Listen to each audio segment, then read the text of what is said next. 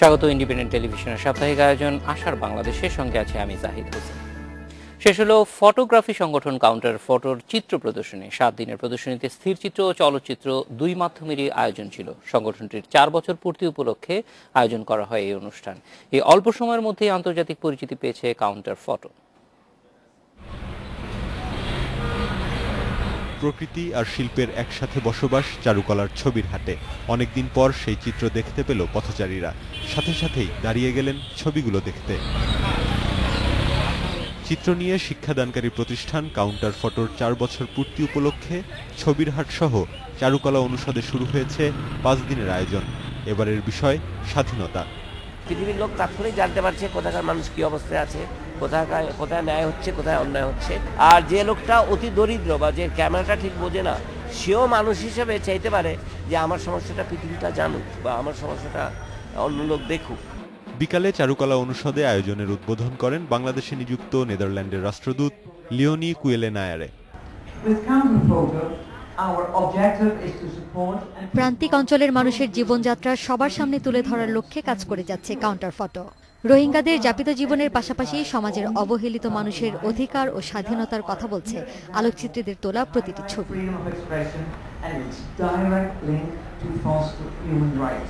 4 বছর পূর্তিতে প্রতিষ্ঠানটি আজীবন সম্মাননা জানায় বরেণ্য আলোকচিত্রী নাসির আলী মামুনকে। আয়োজনে বিশেষ প্রদর্শনী হিসেবে রয়েছে নারী মুক্তিযোদ্ধাদের ছবি নিয়ে প্রদর্শনী। আয়োজন চলবে 25 নভেম্বর পর্যন্ত। ইয়াসিফ আকবর, ইন্ডিপেন্ডেন্ট নিউজ, ঢাকা। কাউন্টার ফটোর আয়োজন নিয়ে আলোচনার জন্য আমাদের সঙ্গে স্টুডিওতে আছেন ফটোগ্রাফি সংগঠন কাউন্টার ফটোর প্রিন্সিপাল সাইফুল হক অমি। কথা বলছি তার সঙ্গে। স্বাগত সাইফুল হক। আমরা একটু প্রথমেই জানতে চাই যে কাউন্টার ফটো যে 4 বছর পূর্তি উপলক্ষে একটা প্রদর্শনী করলো, আজকে এটা শেষ দিন ছিল। এই পুরো প্রদর্শনীতে সাধারণ মানুষ, যেটা আমরাও দেখছিলাম যে যেটি হয়তো আপনাদের মূল ফটোগ্রাফি প্রদর্শনীর বাইরের অংশ, সেখানে সাধারণ মানুষের অনেক বেশি আনাগোনা ছিল। সবটা মিলিয়েই কেমন ছিল মানুষের প্রতিক্রিয়া? প্রথম কথা হচ্ছে যে ধরেন আমরা চাইলে তো গ্যালারিতে যেতে পারতাম, কিন্তু গ্যালারিতে যাইনি কারণ আপনি জানেন দীর্ঘদিন ধরে আমরা যারা ছবির হাটে নিয়মিত বসতাম বা ছবির হাটকে কেন্দ্র করে যারা আমরা গড়ে উঠেছি, তারা এই দুঃখবোধ বহন করছিলাম যে ছবির হাট বন্ধ হয়ে গেছে। আমাদের প্রদর্শনীর মান, যাদের কাজ দেখানো হচ্ছে, সব মিলে আন্তর্জাতিক মানের। সো আমরা চাইনি যে গ্যালারিতে যেতে। সেই অর্থে খুব সিদ্ধান্ত নিয়ে আমরা ছবির হাটে গেছি। এটা 3 বছর বন্ধ ছিল, আমাদের জন্য আবার খুলেছে। এটা করতে কষ্ট হয়েছে, কিন্তু আমরা করেছি এবং আমি সেই অর্থে সরকারকে ধন্যবাদ জানাতে চাই। ওনারা না দিলে তো করতে পারতাম না। সাধারণ মানুষের ছবি আমরা তুলি, এবং যেটা খুবই সমস্যাজনক যে সাধারণ মানুষের ছবি তুলি, কিন্তু প্রদর্শনীটি করি প্রায় 5 তারা মানের সব জায়গায়, যেখানে সাধারণ মানুষ কখনোই যায় না। তো সেই অর্থে এটা দারুণ ব্যাপার যে কয়েক হাজার মানুষ গিয়েছেন। এবং আমাদের যেহেতু প্রতিষ্ঠান অর্থে অনেক নতুন, 4 বছর আপনি জানেন যে একটা আন্তর্জাতিক প্রতিষ্ঠান গড়ে তোলার জন্য খুব সময় বেশি না। আরও এর পরের বছর যখন আমরা আবার ফিরে যাব ছবির হাটে ওই মুক্তাঞ্চলে, তখন নিশ্চয়ই অনেক বেশি লোক হবে। সেই অর্থে অনেক বড় আয়োজন, অনেক মানুষের উপস্থিতি হয়েছে। আমি বলছিলেন যে আন্তর্জাতিক আয়োজন, সেক্ষেত্রে বাংলাদেশের কাদের ফটোগ্রাফি এখানে স্থান পেয়েছে বা বাইরের থেকে কারা এখানে অংশগ্রহণ করেছিলেন? যদি প্রথম কথা হচ্ছে যে আমরা কাউন্টার ফটোর প্রতিষ্ঠাবার্ষিকী প্রতি বছর করি। এটা ফেস্টিভ্যালের মতনই, কিন্তু এটার মূল উদ্দেশ্যটা হচ্ছে যে আমরা বাইরের লোকজনের কাজ দেখানোর থেকেও আমরা আমাদের প্রদর্শনী করি। সেক্ষেত্রে কাউন্টার ফটো যারা শিক্ষক এবং যারা বর্তমান এবং অতীতের ছাত্র, তাদের কাজ দেখায়।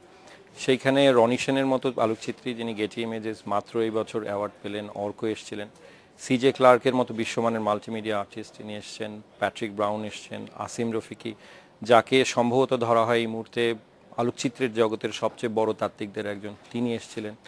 এরকম অসংখ্য মানুষ এখানে এসছে, তাদের কাজ ছিল, তাদের উপস্থিতি ছিল, তাদের ওয়ার্কশপ ছিল, এবং তারপরে আমাদের ছাত্রদের কাজ ছিল। এবং দুটো কাজ আমরা খুব মনোযোগ দিয়ে এবং ভীষণ রকম যত্ন নিয়ে গড়ে তুলেছিলাম। যে দুটো কাজ আমি ব্যক্তিগতভাবে তার সঙ্গে ব্যক্তিগতভাবে যুক্ত থাকার কারণে খুবই গর্বিত। সেটা হচ্ছে আমাদের মাশরুকের কাজ, যিনি আমাদের যাদেরকে আমরা সাধারণভাবে বীরাঙ্গনা বলি, যদিও শব্দটার ক্ষেত্রে আমার মনে হয় নারী মুক্তিযোদ্ধা বলা ভালো, তাদের নিয়ে কাজ, তাদেরকে নিয়ে একটা মাল্টিমিডিয়া ছিল।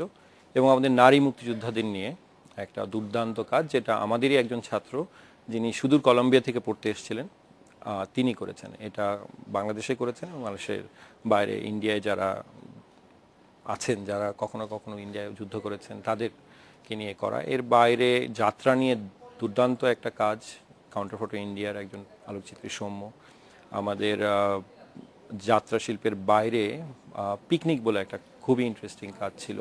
এরকম অনেকগুলো কাজ, প্রায় 10টা প্রদর্শনী। আমার নিজের একটা প্রদর্শনী ছিল রোহিঙ্গাদের নিয়ে, সেইটা 8 বছর ধরে আমরা কাজটা করছি, সেই প্রদর্শনীটা অনেক বড়, এরকম আর কি।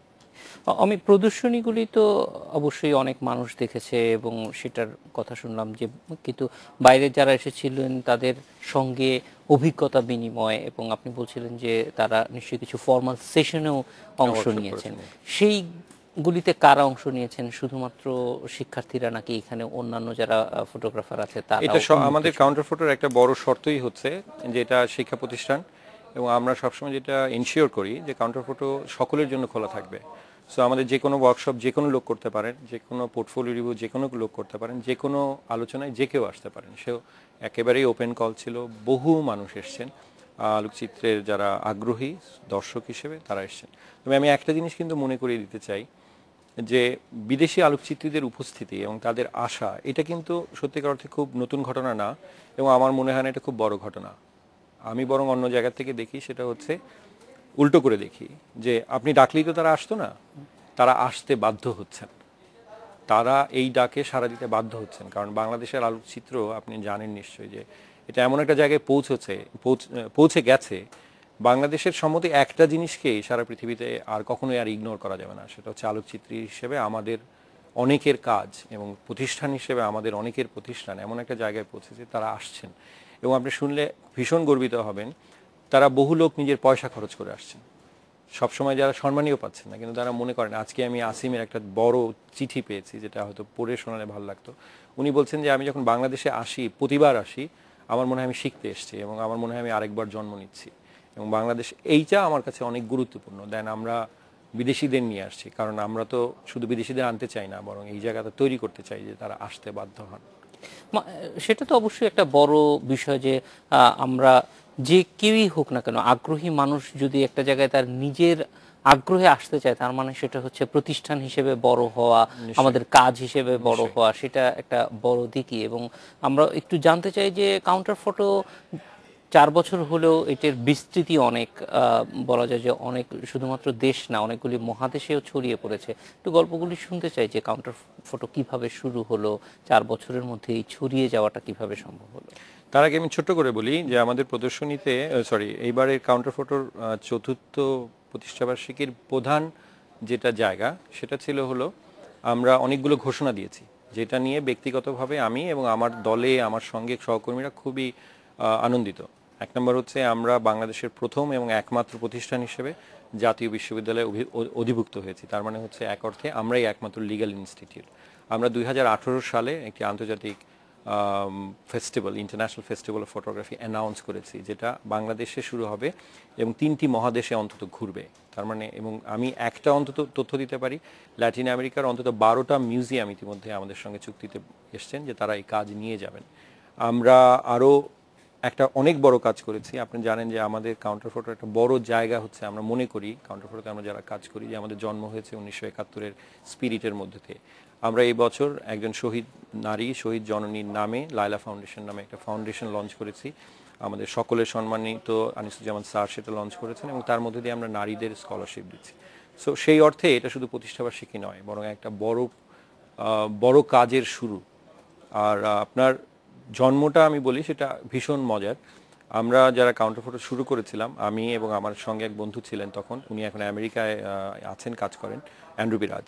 তো আমাদের শুধু যেটা ছিল সেটা হচ্ছে আমরা একটা কিছু করব, এই স্বপ্ন নিয়ে শুরু। এবং আমি খুব মজা পাচ্ছিলাম, আজকে ওই দেখবেন যে ফেসবুকে মেমোরিজ বলে একটা আসে, তা আমি হঠাৎ করে দেখলাম আমার ফেসবুকে একটা ছবি এসছে যে 1 বছর আগে, 1 বছরের মাথায় আমরা আমাদের মিরপুর সেখানে ক্যাম্পাস, সেটা ছাদে একটা ছোট্ট কেক কেটে আমরা উদ্বোধন করেছিলাম, জন্মদিন করেছিলাম। আর 4 বছরের মাথায় কাউন্টার ফটো আজকে বাংলাদেশ, ঢাকায় 2টো শাখা, চিটাগংয়ে 1টি শাখা, কলকাতায় 1টি শাখা, আগামী মাসের 1 তারিখে ব্যাংককে 1টি শাখা, জানুয়ারি মাসের 1 তারিখ থেকে নাইরোবিতে, এবং আমরা ইতিমধ্যেই ল্যাটিন আমেরিকায় স্কুল গড়ে তুলতে পেরেছি। এবং তার থেকেও গুরুত্বপূর্ণ হচ্ছে এই সবকটি স্কুল, সবকটি প্রতিষ্ঠান গড়ে তুলছে হচ্ছে, আপনি জানেন কাউন্টার ফটোতে বহু বিদেশিরা পড়তে আসেন, পড়তে এসে ইংরেজিতে যাকে বলে যে fail in love with us, সেই জায়গার থেকে তারা দেশে ফিরে যাচ্ছেন এবং বলছেন এই প্রতিষ্ঠানটা আমরাও গড়ে তুলতে চাই। ব্রঙ্কস ডকুমেন্টারি সেন্টার থেকে একজন এসেছেন, আপনারা জানেন যে আমরা নিউ ইয়র্কের ব্রঙ্কস ডকুমেন্টারি সেন্টারকে ধরা হয় এই মুহূর্তে পৃথিবীর সবচেয়ে গুরুত্বপূর্ণ প্রতিষ্ঠানগুলোর একটা, তাদের সঙ্গে আমার এক্সচেঞ্জ প্রোগ্রাম চলছে আমাদের। একজন ছাত্র এসেছেন এবং তিনি গতকালকে আমাকে বলছেন যে অমি তুমি কি আমাকে একই কাজ করতে দেবে নিউ ইয়র্কে? তো ও যদি গিয়ে করে তার মানে এটা একটা দারুণ বৈশ্বিক প্রতিষ্ঠান হিসেবে আত্মপ্রকাশ করছে। তো এই হচ্ছে সংক্ষেপের গল্প। মোটামুটি সব কয়টা কন্টিনেন্টই আপনাদের পদচিহ্ন থাকবে, সেটা অবশ্যই আমাদের জন্য বলা যায় গর্বের যে বাংলাদেশের একটা প্রতিষ্ঠান সারা পৃথিবীতে শুরু হচ্ছে, চলছে, এটা অবশ্যই খুবই ভালো। আমি কাউন্টার ফটো নামটার মধ্যে বলা যায় যে কোনো কিছুকে কাউন্টার করা, একটা কিছুর পাল্টা নিশ্চয়ই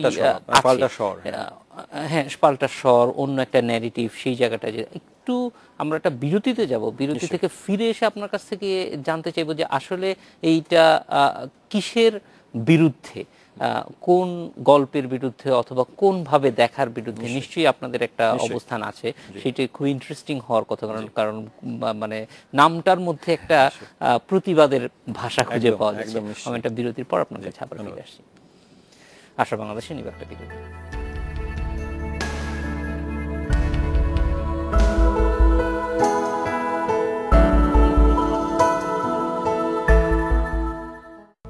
স্বাগত আরেকবার, দেখছেন আশার বাংলাদেশ, কাউন্টার ফটো নিয়ে কথা বলছিলাম। আমি আপনার কাছে আবার ফিরে আসবো যে বিশেষ করে কাউন্টার ফটো অনেক জায়গায় বিস্তৃত হয়েছে, সেটির একটা ব্যাপার আছে, কিন্তু যেটি জানতে চাচ্ছিলাম যে কাউন্টার ফটো শব্দটার মধ্যে বা নামটার মধ্যে, আপনাদের নামটার মধ্যে কোনো একটা বিশেষত্ব আছে, কোনো কিছুর বিরুদ্ধে দাঁড়ানোর একটা ব্যাপার আছে, সেটি আসলে ফিলোসফিক্যালি কি? একটা জায়গা হচ্ছে আমার মনে হয় কাউন্টার ফটোর তো অনেক সাফল্য বোধহয় আছে, না তো আমি এখানে বসে থাকতাম না, কিন্তু কাউন্টার ফটোর সম্বন্ধে সবচেয়ে বড় সাফল্য হচ্ছে যে এই নামটা নিয়ে আমাদেরকে পৃথিবীর সব জায়গায় প্রশ্ন করা হয়, তার মানে আমরা বোধহয় একটা সঠিক নাম বেছে নিতে পারছিলাম। সো প্রশ্নটা করার জন্য আবার আপনাকে ধন্যবাদ। কাউন্টার ফটো যখন আমরা শুরু করি তখন আমরা আসলে কাউন্টার ফটোর নাম দিয়েছিলাম এক ধরনের ক্লান্তি থেকে। আমরা খুবই ক্লান্ত ছিলাম গরিব মানুষের গরিব চেহারা দেখতে, অথবা গরিব মানুষের অকারণে হাসি মুখ দেখতে। যেটা দেখতে চেয়েছি আমরা এবং যেটা দেখানো খুবই দরকার যে গরিবরা কেন গরিব, ওয়াই ইউ আর পোর। আলোকচিত্রীরা যতক্ষণ পর্যন্ত না সমস্যা কেন হচ্ছে সেই প্রশ্ন না তুলছেন, সমস্যা সমাধানে তাদের কোনো ভূমিকা থাকবে না। তার মানে আপনি জানেন, আপনি নিজে সংবাদে আছেন, কাজ করছেন, যে নানা রকম এডিটোরিয়াল পলিসি আছে। আলোকচিত্রীরা কখনো কখনো সেইটার কারণে কাজ করেন, আবার কখনো কখনো সেলফ সেন্সরশিপ আছে। কিন্তু যেটা আরও প্রবলভাবে আছে, যে কারণে আমরা শিক্ষা প্রতিষ্ঠান গড়ে তুলেছি, সেটা হচ্ছে আপনি একভাবে আলোকচিত্রের একটা বড় সংকট হচ্ছে আলোকচিত্র পশ্চিমা মাধ্যম, পশ্চিম থেকে এসছে, এটা ধনীদের হাত থেকে জন্ম নেওয়া একটা মাধ্যম, এবং এটা নিঃসন্দেহে এটা তার একটা বড় সমস্যাও। আমি একজন আলোকচিত্রীর নাম বলি, আমার নিশ্চয়ই অনেক আলোকচিত্রী বন্ধুরা এখন দেখছেন, এবং আমি নিশ্চিত তারা হয়তো ভাববেন যে এরকম, এটা অনেকটা হচ্ছে রবীন্দ্রনাথের সমালোচনা করার মতো। জোসেফ কুডেলকা পৃথিবীর সর্বকালের সর্বশ্রেষ্ঠ আলোকচিত্রীদের একজন, এবং যার ছবি এখনও আমি মুগ্ধ হয়ে দেখি এবং ক্লাসে পড়াই। এই জোসেফ কুডেলকা কিছুদিন আগে $13 মিলিয়ন একটা প্রজেক্ট করলেন, যে প্রজেক্টে উনি ইসরায়েলিদের উপরে ছবি তুললেন, এবং ইসরায়েলের যে জায়গাগুলো আসলে প্যালেস্টাইনের ছিল এবং এখনও আছে, সেই জায়গাগুলোর নাম ইসরায়েলি ভাষায়, মানে ভাষার নাম পর্যন্ত বদলে দিয়েছেন। একটা নতুন ভাষা, নতুন ইতিহাস তিনি তৈরি করতে চান। এবং এই প্রদর্শনী হয়েছে, আপনি জানেন নিউ ইয়র্কের সেই প্রদর্শনীতে প্যালেস্টাইনিয়ানরা, যারা সম্ভবত পৃথিবীর সবচেয়ে নিপীড়িত মানুষদের প্রতিনিধিত্ব করেন, তারা এই এক্সিবিশনে গেছেন এবং স্টিকার দিয়ে নাম লিখে দিয়ে এসছেন যে তুমি মিথ্যা কথা বলেছো, এই জায়গাটার এইটা নাম নয়, এই নাম 48 বছর আগে আমার দাদা সেখানে জন্মেছিল। তো জোসেফ কুডেলকাকে প্রশ্ন করার প্রতিষ্ঠান পৃথিবীতে খুব তৈরি হয়নি। এই যে পশ্চিমের দিকে এক অর্থে মাথা নিচু করে দাঁড়ানো, এই যে সাদা চামড়ার প্রতি, সেটা কালোদের মধ্যেও আছে, নিঃসন্দেহে আমার বাদামি চামড়ার মধ্যেও আছে, এইটাকে প্রশ্ন করা খুব দরকার। প্রশ্ন করা দরকার যে আলোকচিত্রীরা সারা পৃথিবীর নিপীড়িত মানুষের ছবি তুলছেন, এটা যেমন সত্য, কিন্তু নিপীড়িত ব্যবস্থাকে পাল্টে দেওয়ার জন্য, উল্টে দেওয়ার জন্য, ধ্বংস করে দেওয়ার জন্য খুব বড় কাজ করছেন কিনা। আমি আরও 10 জন আলোকচিত্রীর নাম বলতে পারি যারা এই ভীষণ রকম সংকটময় কাজ করছেন, এবং এরা কিন্তু সকলেই বড়। এই প্রশ্ন তোলার প্রতিষ্ঠান দরকার, প্রশ্ন তুলতে পারে এরকম ছাত্র দরকার। সেই জায়গা থেকে কাউন্টার ফটোর জন্ম। এবং আমি একদম সংক্ষেপে বললাম, একদম না, এটা খুবই মানে একটা রেভলিউশনারি ডিকনস্ট্রাকশন দরকার, একটা বিপ্লবের দিকেই যাবে। এবং ছবির যেহেতু একটা শক্তিশালী মাধ্যম, হয়তো যেটা আমরা সবসময়, আপনিও ছাত্রদের নিশ্চয়ই পড়ান যে হাজার শব্দ দিয়ে যে কথা বলা যায় তার চেয়ে একটা ছবি বেশি কথা বলতে পারে। এবং ছবি তো ইতিহাস লেখে, কিন্তু ইতিহাসের যা সে লেখে না, আমরা সেটা পড়াতে চাই। কেন তুমি আসলে এই ছবি তোলা হলো না? আমরা যেটা প্রধান সংকট আমাদের, আমরা ফটোগ্রাফাররা যে ছবি তুলি সেটা নিয়ে আলোচনা করি, কিন্তু ক্লাসরুমে যে আলোচনাটা হওয়া দরকার যে এই ছবির বদলে ওই ছবিটা তোলা হলো না কেন। এমবেডেড ফটোগ্রাফি, এমবেডেড জার্নালিজম সম্ভবত জার্নালিজম ইতিহাসের সবচেয়ে নিকৃষ্টতম ঘটনাগুলোর একটা। আমাদেরকে এই প্রশ্ন করতে হবে যে আমেরিকান সেনাবাহিনীর নিহত সৈন্যদের লাশ গত 30 বছরে আমরা কেন দেখিনি?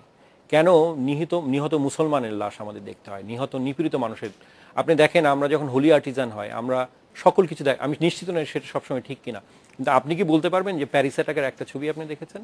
আপনি কি বলতে পারবেন এই যে ওরা গত 15-20 বছর ধরে মধ্যপ্রাচ্যে আগুন দিয়ে দিয়েছে, একটা আমেরিকান সৈন্যের লাশ দেখেছেন? এই প্রশ্নটা অসম্ভবভাবে তোলা দরকার। এবং আলোকচিত্রীরা এই ইতিহাস তৈরির অংশ, এবং যারা সেইটার অংশ তাদেরকে প্রশ্নের মুখে ফেলা দরকার। এবং সেই প্রতিষ্ঠান না গড়ে তুললে আসলে আলোকচিত্রের মধ্যে অসীম সম্ভাবনা, পৃথিবীকে প্রশ্ন করার, বিপ্লব হবে কিনা জানি না, কিন্তু প্রশ্ন করার সামর্থ্য আলোকচিত্রীদের অসীম। এবং সেটা যে আরও হয়, এবং সমাজকে গণতান্ত্রিক করার জন্য, সকলের করার জন্য এই প্রতিষ্ঠান গড়ে তুলতে হবে। এবং আজকে বাংলাদেশে একটা হয়েছে, বাংলাদেশ থেকে ছড়িয়ে অনেক জায়গায় গেছে, যে এরকম শত শত কাউন্টার ফটো যদি হয়, আলোকচিত্র ঠিক তখনই সত্যিকারের সমস্ত সামর্থ্য নিয়ে দাঁড়াবে। আমি মনে করি না পৃথিবীর আমি যেহেতু পৃথিবীর প্রায় 23টা দেশে কাজ করি, পৃথিবীর সবগুলো বড় প্রতিষ্ঠানের সঙ্গে আমি কাজ করি, আমি দেখেছি আলোকচিত্রের বড়জোর 5% সম্ভাবনা ব্যবহৃত হয়, বাকি 95% এক হয় আমি আলোকচিত্রী হিসেবে ব্যবহার করি না, অথবা এজেন্সিগুলো করতে দেয় না। আমরা যদি 100, 200, 500 কাউন্টার ফটো বানাতে পারি, তাহলে সত্যিকারের ছবি আমরা দেখতে পাবো। সেই জায়গা থেকে কাউন্টার ফটো জন্ম। এটা এবং সত্য, মানে পৃথিবীর অনেক সত্যই শেষ পর্যন্ত মানুষের কাছে পৌঁছায় না, সেই ক্ষেত্রেও একটা বড় ভূমিকা পালন করতে পারে। অমিত ভাই, একটু যদি এই সম্ভাবনাটা অবশ্যই যতই বাড়বে কাউন্টার ফটোগ্রাফি, এবং কাউন্টার ফটোগ্রাফির যেই বলা যায় যে দার্শনিক ভিত্তির উপরে দাঁড়ানো, সেই দর্শনটা কিন্তু পৃথিবীতেও নতুন না, এবং এই দর্শন অনেক বড়। সেই মানুষগুলিকে আসলে কোনো একটা প্ল্যাটফর্মে নিয়ে আসা, সেটা আপনার প্রতিষ্ঠানের, এবং আমরা না পারলে নিশ্চয়ই আপনি করবেন না, তো অন্য কেউ করবে, কিন্তু সমাজের প্রয়োজন। সেটা যে শুরু হয়েছে সেটার জন্য একটা বড় সাধুবাদ আপনারা, গর্ব যে আমরা করতে পেরেছি, কিন্তু আমরা না আসলেও কেউ না কেউ করতো। দর্শনটাই বড় আমার কাছে মনে হয়, এবং সেটা যেহেতু বাড়ছে।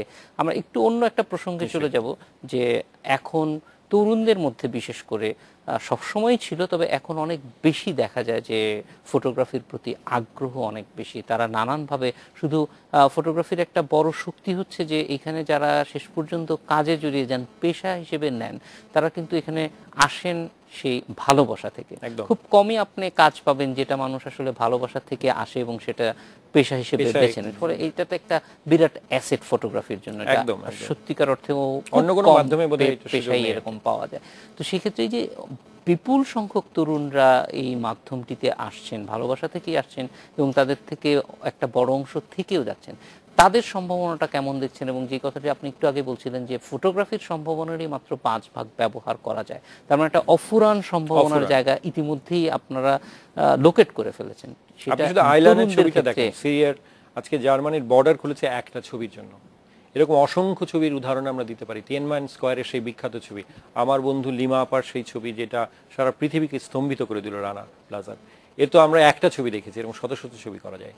আপনার প্রশ্নের উত্তরটা দিই, কমার্শিয়াল অ্যাসপেক্ট অফ ফটোগ্রাফি, যেটা বাণিজ্যিক অংশ। প্রথম কথা হচ্ছে, আমরা একটা অমিত সম্ভাবনার সামনে দাঁড়িয়ে আছি। সম্ভাবনা এই অর্থে যে ধরেন আলোকচিত্রীরা এখন ছবি তুলে ভীষণ ভালো থাকার সুযোগ তৈরি হচ্ছে, এইটা একটা দিক। এবং আজ থেকে যখন আমি শুরু করি, 10 বছর আগে আমি পাঠশালায় পড়তাম, আমি জানি যে তখনও অতটা শুরু হয়নি। 10 বছরের আগে, 20 বছর আগে তো ছিলই না যে একজন আলোকচিত্রী আপনার সামনে এই বিষয়ে কথা বলবেন, আপনি আমাকে ডাকবেন এবং আমি বলবো যে পৃথিবীটা পাল্টে দিতে হবে। তার মানে আলোকচিত্রের অনেক ধরনের সম্ভাবনা তৈরি হচ্ছে। আলোকচিত্রীরা কাজ করে যথেষ্ট সম্মানই পাচ্ছেন, যেটা আগে পেতেন না। ওয়েডিং মার্কেট, যেটা আপনি একটু আগে আমি পেছনের রুমে বলছিলাম, যে প্রথম আলো বলছে যে এটা 100 কোটি টাকা ক্রস করেছে, তা এটা তো রিমার্কেবল। এবং আমার সহকর্মী প্রীত রেজা, যাকে হয়তো আমরা অনেকেই চেনেন, তিনি সম্ভবত একটা বিরাট ভূমিকা রেখেছেন। বাংলাদেশের একটা বড় সম্ভাবনার দিক হচ্ছে যে বাংলাদেশে এখন পর্যন্ত সামাজিক প্রশ্ন নিয়ে প্রশ্ন করার অনেক জায়গা আছে। নিশ্চয়ই তাদের অনেক এজেন্ডাও আছে এনজিওদের, কিন্তু এনজিওরা আসলে আমরা এখন পড়াই ক্লাসে যে NGOs are the new photo agencies. তাদের সঙ্গে যদি কেউ কাজ করতে শেখেন, তাদের সবটা মেনে নেওয়ার দরকার নেই, সেইখানে খানিকটা সম্ভাবনা আছে। ওদের যে ডকুমেন্টেশন পার্টটা, ডকুমেন্টেশন, এবং তারা কখনো কখনো আপনাকে লিটারালি অনেক বড় কাজের জন্য কমিশন করে, যে গল্প তারা, এবং এটা যেটা ভালো দিক সেটা হচ্ছে আমি নিজেই দেখেছি যে এনজিওরা ফাইনালি বুঝতে পেরেছে যে 10,000 শব্দের বা 5,000 শব্দের বা ইভেন 100 পৃষ্ঠার একটা রিপোর্টের থেকে একটা ফটো স্টোরি অনেক বেশি পাওয়ারফুল। আমরা এখনই যে কাজটা করছি আমাদের পার্টনার রেড অরেঞ্জের সঙ্গে চাইল্ড ম্যারেজ নিয়ে, তো চাইল্ড ম্যারেজ নিয়ে ওনারা কাজ করতে গিয়ে আবিষ্কার করলেন যে আমাদের সাথে ওনারা কাজ করতে চান। আমরা ছবি তুললাম, আপনি ভাবুন যে হাজার হাজার মানুষ সেটা দেখছে। তো এই সম্ভাবনা বাংলাদেশে এখন পর্যন্ত অনেক প্রবল। আমরা খুব খুশি যে বাংলাদেশ সামনের দিকে এগিয়ে যাচ্ছে, কিন্তু নিশ্চিত করে বলতে পারি এটা চট করে হবে না, এবং আলোকচিত্রের সম্ভাবনা বাড়বে। সংবাদ মাধ্যমগুলোতে, পত্রিকাগুলোতে অনেক কাজ তৈরি হচ্ছে। আপনাদের এই টেলিভিশনেই আমাদের ছাত্ররা কাজ করে, যেটা আমার জন্য খুব বড় সম্মানের ব্যাপার। এইটা তৈরি হচ্ছে, এবং যেটা বড় জায়গা তৈরি হচ্ছে সেটা হচ্ছে আপনাকে, আমি এটা মনে করি না যে ছবি তুলে আপনাকে পেশা হিসেবে নিতে হবে। যেটা দারুণ ব্যাপার সেটা হচ্ছে হাজার হাজার মানুষ ছবি তুলছেন, তার মানে ক্ষমতা কাঠামোটা পাল্টে যাচ্ছে, এটার মধ্যে একটা নতুন ডিসকোর্স ডেভেলপ করছে, এটা ডিনামিক্স তৈরি হচ্ছে। যে এডিটর আগে মুঠো করে টাইম ম্যাগাজিনে বসে সত্যকে নির্মাণ করতে চাইতেন, তার হাত থেকে বল ফসকে গেছে। এখন সোশ্যাল মিডিয়ায় আমার একটা ছবি 50,000 লোক দেখে। টাইম অথবা নিউজউকের তৈরি করা সত্যের প্রতি আর মানুষের কোনো আগ্রহ নাই। আইলানের ছবি ছড়িয়ে পড়েছে সোশ্যাল মিডিয়ায়। তো একটা অমিত সম্ভাবনার সামনে আমরা দাঁড়িয়ে আছি। এটার কিছুটা খারাপ দিক আছে, যে হয়তো মানুষ অনেক সহজ করে ছবি তুলছেন, শিখছেন কম, কিন্তু আমি শুধু সম্ভাবনাটাই দেখি। আপনার প্রোগ্রামের মতো আমি শুধু আশাটাই দেখি। না, সেটা তো থাকবেই। ধরেন সব মানুষই তো আর একইভাবে কাজটা করবেন না, কেউ হয়তো খুবই শখের বশেই করবে, এবং সেটা খুব গুরুত্বপূর্ণ। সবকিছুই শেষ পর্যন্ত ছবি যেটা সবচেয়ে বেশি করে সেটা হচ্ছে ছবি হচ্ছে মানুষের মেমোরিকে ধরে রাখে। আমার দাদির কিন্তু কোনো ছবি নাই, কিন্তু আমার মার অনেক ছবি আছে। আমার মেয়ে আছে একটা, আমি নিশ্চিত তার জন্য আমি অনেক ছবি রেখে যেতে পারবো, সে নিশ্চয়ই আমার অনেক ছবি তুলবে। তার মানে একটা পাবলিক মেমোরি তৈরি হচ্ছে, একটা ইতিহাস তৈরি হচ্ছে, এবং ছবি দিয়ে তৈরি করা ইতিহাস হচ্ছে ক্ষমতাবান ইতিহাস তো আর নেই। তার মানে আমরা একটা রিমার্কেবল টাইমের মধ্যে দিয়ে যাচ্ছি। এবং এই যে সময়টা, এটা একটা হচ্ছে যে এই তরুণরা এই ক্ষেত্রে আসছে, এই কাজ করার ক্ষেত্রে আপনার কি মনে হয় বাংলাদেশের যে তরুণরা, তাদের দেখার দৃষ্টিটা কেমন, ছবির প্রতি তাদের মানে আগ্রহটা কেমন দেখছেন ক্লাসে এবং ক্লাসের বাইরে? দুটো দিক আছে। একটা হচ্ছে যারা ছবি তুলতে আসেন, এবং তাদের মধ্যেও একটা, আমি যেমন বললাম আমরা ক্লান্ত ছিলাম, যে দিকটা একটু সংকটে সেটা হচ্ছে অনেকেই হয়তো সুন্দর ছবির প্রতি, যা কিছু অ্যাস্থেটিক্যাল তার প্রতি আগ্রহী, যেটাকে আমরা সাধারণভাবে মনে করি এইটা আসলে ছবির মূল বিষয় হয়ে ওঠা উচিত না। কিন্তু তাদের মধ্যে অনেকেই অনেক গ্রুপ থেকে এখন আমাদের কাছে আসে, এবং তারা বলেন যে আমরা আসলে একটু তাদের ভাষায়, যেহেতু ভাষাটা ঠিক সঠিক না, যে জীবনধর্মী ছবি তুলতে চাই। এইটা একটা দিক। আর আমাদের এখানকার আলোকচিত্র নিয়ে আসলে আমার আর বলবার কিছু নেই, এটা এক অদ্ভুত ম্যাজিকের মতো গত 15 বছর, এইটা একটা দিক। আর আমাদের এখানকার আলোকচিত্র নিয়ে আসলে আমার আর বলবার কিছু নেই, এটা এক অদ্ভুত ম্যাজিকের মতো গত 15 বছর 10 বছরে আমরা আমাদের অন্তত 10 জন 20 জন আলোকচিত্রী বিশ্বের যে কোনো আলোকচিত্রীর থেকে ভালো ছবি তুলতে পারছেন, অথবা তাদের মতো তুলতে পারছেন, অথবা তাদের কাছাকাছি। আমার মনে হয় না বাংলাদেশের আলোকচিত্রকে নতুন করে বিশ্ব ব্যবস্থার পরিচয় করে দেওয়ার দরকার আছে। আমার নিজের চোখেই দেখা এই পরিবর্তন। 10 বছর আগে আমরা দেখতাম যে আলোকচিত্রীরা শুধু সামাজিক বিষয় নিয়ে কাজ করতেন, নিজের দিকে নজর কম দিতেন। এখন আমি দেখছি নতুন যে কাজ, সেই কাজের একটা বড় অংশ হচ্ছে একটা সেলফ রিফ্লেক্সিভ কাজ। সেই কাজ অনেক অর্থেই মিউজিয়ামে যাওয়ার কাজ, এবং ভীষণ ডাইভার্স। আমার নিজের ছাত্রদের, আমি যেটা নিয়ে আমি সবসময় খুব গর্ববোধ করি, যে আমার কোনো ছাত্রই আমার মতো ছবি তোলে না, এবং এইটা আমার কাছে রিমার্কেবল মনে হয়। তো তারা নতুন ভাষা খুঁজছেন, নতুনভাবে দাঁড়াতে চাইছেন, যেটা আপনি বললেন একটু আগে যে অনেকেই ছবি তোলে। এটার একটা ভালো দিক হচ্ছে, তার মানে আপনি আপনার নিজের শব্দ খুঁজবেন, কবিতা লেখার মতো নিজের ভাষা খুঁজবেন। তা আমি দেখি যে অসম্ভব একটা চেষ্টা আছে আর কি ছাত্রদের মধ্যে। সাইফুল হক, আমার মনে হয় যে এই চেষ্টাটা যদি আরও বাড়ে, তাহলে আমরা এই ক্ষেত্রে অনেক সাফল্য পেয়েছি, এবং এই সাফল্যের মাত্রাটা বাড়তেই থাকবে, এবং আমরা আশা করি যে কাউন্টার ফটো যেভাবে বাড়ছে সারা পৃথিবীতেই ছড়িয়ে পড়ুক। আমাদের সঙ্গে আজকে সময় দেওয়ার জন্য আপনাকে অনেক ধন্যবাদ। হ্যাঁ জাহিদ ভাই, আপনাকেও ধন্যবাদ, ইন্ডিপেন্ডেন্ট টিভিকেও ধন্যবাদ, এবং আপনি আমাকে ডেকেছেন, এর মধ্যে দিয়ে আমি কিছু বলতে পারলাম, এই জন্য আপনাকে অসংখ্য অবশ্যই এতে আমাদের মানে ফটোগ্রাফি সমৃদ্ধ হলে আমাদের নিশ্চয়ই, কিছুটা ধন্যবাদ। কাজে আসবে আর কি। আশা বাংলাদেশে নিচ্ছে একটা বিরতি।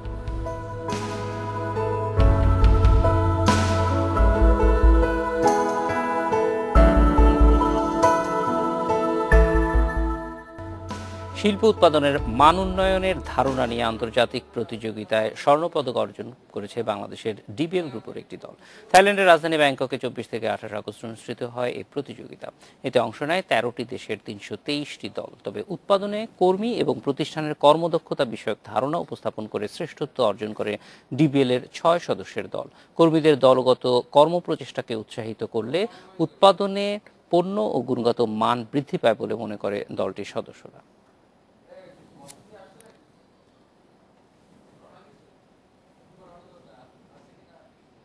এ বিষয়ে আলোচনার জন্য স্টুডিওতে আছেন ডিবিএল গ্রুপের মানব সম্পদ বিভাগের উপমহাব্যবস্থাপক বিপ্লব বড়ুয়া। কথা বলছি তার সঙ্গে। বিপ্লব, প্রথমেই আমরা একটু, যেহেতু বিষয়টা খুবই টেকনিক্যাল, যে এই মান নিয়ন্ত্রণ বা quality control, T&M and quality control, যে বিষয়টি আপনাদের এখানে মূল প্রতিযোগিতার ক্ষেত্র, সেটি সম্পর্কে আমরা একটু জানতে চাই। তারপরে প্রতিযোগিতা এবং সবকিছু নিয়ে আলোচনা করব, কারণ প্রথমে ধারণাটা আমাদের একটু বোঝা দরকার। ধন্যবাদ। আসলে TQM একটি মেথড, যেটির মাধ্যমে আসলে প্রোডাকশন এবং কোয়ালিটি এনহ্যান্স করা হয়। সো এই কনসেপ্টটি আসলে সর্বপ্রথম জাপানে এটি কনসেপ্ট, এটি 1958 সালে এটি প্রফেসর ইশিকাওয়া এটির প্রবর্তন করেন। পরবর্তীতে এটা 1962 সালে সর্বপ্রথম নিপ্পন ওয়্যারলেস অ্যান্ড টেলিগ্রাফ কোম্পানিতে তারা সর্বপ্রথম একটি দল গঠন করেন এই কনসেপ্টের মাধ্যমে। ওই বছরেই জাপানে 36টি কোম্পানি এই কোয়ালিটি কন্ট্রোল সার্কেলের রেজিস্ট্রিভুক্ত হয়। এই প্রসঙ্গে একটু বলে রাখি, আসলে কোয়ালিটি কন্ট্রোল সার্কেল হচ্ছে 6 সদস্যের বা 5 সদস্যের একটি দল, যারা ওই প্রতিষ্ঠানে যেখানে কাজ করছে ওইখান থেকেই এই দলটি নির্বাচন করা হয়। তারা ওই প্রতিষ্ঠানে যেখানটায় কাজ করছে ওখানে আর কি করলে প্রসেস ইলিমিনেট করা যায় বা টাইম রিডিউস করা যায়, ওয়েস্টেজ রিডিউস করা যায়, এই বিষয়গুলো নিয়ে তারা চিন্তা করে তারা কিছু আইডিয়া নিয়ে তারা ম্যানেজমেন্টের সাথে কথা বলেন। তারপর এটিকে প্রয়োগ করে এটি যদি সাকসেস হয় তখন এইটিকে একটি প্রজেক্টের মাধ্যমে, প্রেজেন্টেশনের মাধ্যমে তারা এটি সবার সাথে তুলে ধরেন, যেন সবাই এটার সুফল ভোগ করতে পারে। তো যেটা বলছিলাম যে এই সার্কেল টিমগুলো জাপানে প্রথমে প্রসিদ্ধি লাভ করে এবং 1978 সালে এটি ব্যাপক আকারে এটি জনপ্রিয়তা পায় জাপানে, এবং প্রায় 10 মিলিয়ন ওয়ার্কাররা এই কোয়ালিটি কন্ট্রোল সার্কেলের কনসেপ্টের সাথে জড়িত হয়। পরবর্তীতে নিশ্চয়ই এটা আরো বিভিন্ন দেশে চলে আসে। আমরা জানতে চাইবো বাংলাদেশে কবে কোন কোন প্রতিষ্ঠান এটার প্রয়োগ করছে, কিন্তু তার আগে একটু বোঝা দরকার যে ট্রেডিশনাল মেথডে এই বিষয়টা কিরকম ছিল। যে কোনো ক্ষেত্রে আমরা যেটা দেখতাম যে একটা হয়তো ম্যানেজার যেটা বলে দিবে যে এইভাবে, মানে টপ ডাউন মেথড যেটা সেইভাবে ছিল, সেটা কি চ্যালেঞ্জ করে এটা যথেষ্ট? এক্স্যাক্টলি আমাদের এখানে সাধারণত সবসময় আমরা যেটা দেখি যে ম্যানেজারই বলে দিচ্ছে যে এটাকে এইভাবে করো বা এইভাবে করো, ম্যানেজারই মানে টপ থেকে নিচের দিকে এই সিদ্ধান্তগুলো আসে। এই কনসেপ্টটি আসলে হচ্ছে বটম আপ অ্যাপ্রোচ। এটি আসলে নিচে থেকে এই সিদ্ধান্তগুলো যায়, ম্যানেজার শুধু বলে দেয় যে হ্যাঁ তুমি এই প্রসেসে এগিয়ে দেখতে পারো। এটি হচ্ছে আসলে এই কোয়ালিটি কন্ট্রোল সার্কেলের মূল মন্ত্র, যেটা হচ্ছে বটম থেকে যাবে এই সিদ্ধান্তগুলো। বিপ্লব, একটু জানতে চাইবো যে বাংলাদেশে কবে থেকে এই পদ্ধতিটি কাজ করা শুরু করলো এবং আপনাদের বা আপনি এই পদ্ধতিটির সঙ্গে সম্পৃক্ত হলেন কবে? অ্যাকচুয়ালি সো বাংলাদেশে আসলে 1996 সালে BSTQM, Bangladesh society for total quality management নামে একটি সংগঠন, এটি Bangladesh ministry of social and ওয়েলফেয়ারের আন্ডারে একটি ভলান্টিয়ার অর্গানাইজেশন হিসেবে আত্মপ্রকাশ করে, এবং তারাই বাংলাদেশের বিভিন্ন প্রতিষ্ঠানে এই গুণগত পণ্যের গুণগত মান সর্বক্ষেত্রে কোয়ালিটির এই যাত্রা শুরু করে। তারা বিভিন্ন রকম বই, পুস্তিকা এবং বিভিন্ন ট্রেনিং অর্গানাইজেশন করে থাকে, এবং বিভিন্ন প্রতিষ্ঠানে এই কোয়ালিটি কন্ট্রোল সার্কিটগুলোকে ফরমেশনের ক্ষেত্রে তারা সহায়তা করে। সো আমি এই সংগঠনের সাথে জড়িত হই, এবং এই সংগঠনটা আসলে 11 সদস্যের একটি ইসি কমিটি মেম্বার দ্বারা পরিচালিত হয়। তো আমিও একজন ইসি কমিটি মেম্বার নির্বাচিত হই। বিপ্লব, আমরা একটা বিরতিতে যাব, বিরতির পরে ফিরে এসে জানতে চাইবো যে এই যে থাইল্যান্ডে 323টি দল পার্টিসিপেট করলো, সেইটা কিভাবে আপনারা গেলেন বা এই ধরনের আন্তর্জাতিক ও প্রতিযোগিতাগুলি কবে কিভাবে হয়, এটা বিরতির পর আপনার কাছে ফিরে আসছে। আশা বাংলাদেশ নিচ্ছে একটা বিরতি।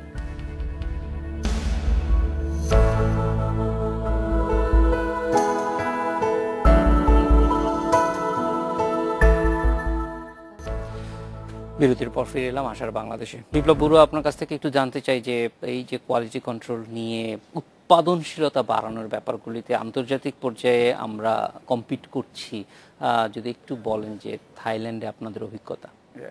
আসলে যেটা হয়েছে যে আন্তর্জাতিকভাবে এটি প্রতি বছর এক একটি দেশে, মানে এটি 13টি দেশ এটির সাথে সংযুক্ত, তো সো প্রতি বছর এক একটি দেশে এই কনভেনশনটা হয়ে থাকে। গত বছর এটা কোরিয়াতে হয়েছিল, সো এই বছর এটা ব্যাংককে হয়েছে। সো এখানে 13টি দেশ থেকে প্রায় 323টি কোয়ালিটি সার্কেল টিম এখানে অংশগ্রহণ করে। সো বাংলাদেশ থেকে ডিভিএল গ্রুপ থেকে আমরা 3টে গ্রুপ এবং হেলথ ফার্মাসিউটিক্যালস থেকে 2টা গ্রুপ, টোটাল 5টা গ্রুপ আমরা বাংলাদেশ থেকে এই কনভেনশনে অংশগ্রহণ করি।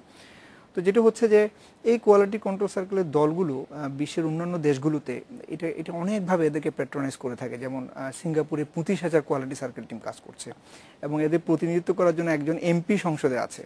সো এই জাতীয় কোয়ালিটি সার্কেলের টিমের সাথে আমাদের বাংলাদেশের কোয়ালিটি সার্কেল টিম এরকম আন্তর্জাতিক পরিমণ্ডলে গিয়ে যখন এরকম একটা কম্পিটিশনে তারা অংশগ্রহণ করে এবং প্রজেক্ট শো করে, এবং শো করার পরে এখানে গোল্ড, সিলভার এবং ব্রোঞ্জ, মানে প্রথম, দ্বিতীয়, তৃতীয় এইভাবে তারা সাধারণত মার্কিং করে থাকে। তো সেখানে আমাদের ডিভিএল থেকেও একটা টিম এখানে গোল্ড অ্যাওয়ার্ড পায়। তো এটা আমি মনে করি আমাদের দেশের জন্য বা আমাদের দেশের শিল্প প্রতিষ্ঠানের জন্য এটা একটা অনেক গৌরবের বিষয় যে এরকম 323টি কোয়ালিটি সার্কেল টিম 23টি দেশ থেকে, যেমন Indonesia, Malaysia, Singapore, Korea, India, এই সমস্ত দেশের টিমের সাথে আমাদের দেশের এই টিম। বিপ্লব, এটা অত্যন্ত গৌরবের, কারণ আমরা জানি যে এই বিষয়টি আমাদের দেশে তুলনায় নতুন অন্য অনেক দেশের থেকে। আপনি সিঙ্গাপুরের যে গল্প বলছিলেন, একটু জানতে চাই যে ডিবিএল গ্রুপে আপনারা এটা কতটুকু চর্চা করেন বা কিভাবে করেন, কারণ এটার চর্চাটা নিশ্চয়ই নিজেদের ক্ষেত্রে যথেষ্ট ভালো হওয়ার কারণেই আপনারা এখানে স্বর্ণপদক জয় করে আনতে পেরেছেন। আসলে এই চর্চার পেছনে আমি বলবো ডেফিনেটলি ম্যানেজমেন্টের একটি অবদান সবসময় অপরিহার্য, কারণ ম্যানেজমেন্ট যদি এটাকে গ্রহণ না করে, টপ ম্যানেজমেন্ট, তাহলে এটি কিন্তু চর্চাটা করা যায় না। সেক্ষেত্রে আমরা বলবো আমরা অনেক ভাগ্যবান যে আমাদের ডিভিএলের ম্যানেজমেন্ট অনেক প্রোঅ্যাক্টিভভাবে এটাতে এগিয়েছে এবং বিভিন্নভাবে সাহায্য সহযোগিতা করেছে এই সার্কেল টিমগুলোকে গঠন করার জন্য, যার কারণে আমরা আমাদের থ্রু আউট দ্য অর্গানাইজেশনে আমাদের 17টা অঙ্গ প্রতিষ্ঠান এবং 24,000 লোক এখানে কাজ করে।